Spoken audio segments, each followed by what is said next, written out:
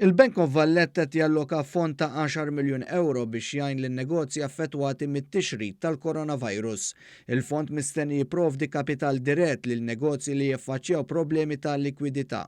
U dil-10 miljun fond huwa propju qiegħed magħmul biex jgħin il-klijenti ż-żgħar u medji naturalment intuhom dak il-working capital li għandhom bżonn biex naturalment iħallsu l-ħaddiema tagħhom, jiffinanzjaw l-istocks li kellhom u naturalment spejs oħra li jridu jmantnu bit-tama naturalment li di l-problema tgħaddi fix-xhur li ġejjin. Il-termini għal provvediment tal-kapital dirett huwa għal perjodu ta' 6 xhur brata ta' max ta' 3.5% li jista' jitħallas lura fuq sena u tneħħija tal-ispejs relatati ma' dan is-servizz. Filwaqt li l-bank spjega li l-ammont tal kull klijent ma jistax jaqbes in-9 miljun euro, kull każ se jiġi analizzat fuq il-merti individwali tiegħu. Jispjegaw naturalment is-sitwazzjoni tagħhom u naturalment issir ir-rikjesta u aħna naturalment nipproċessawha malar kemm jista' jkun naturalment biex naqdu l-klijenti tagħna. Intant il-bank ħabbar ukoll it-twaqqif temporanju tal-pagamenti tal-kapital għal bejn 3 xhur u 12 xahar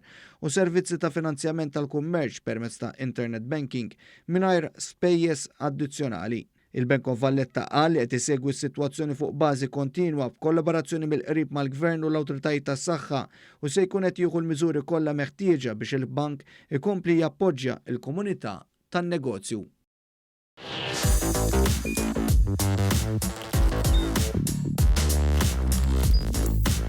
Idħol fuq one.com.mt u hemmhekk tista' tara l-programmi kollha li jxandru fuq One permezz ta' One Play.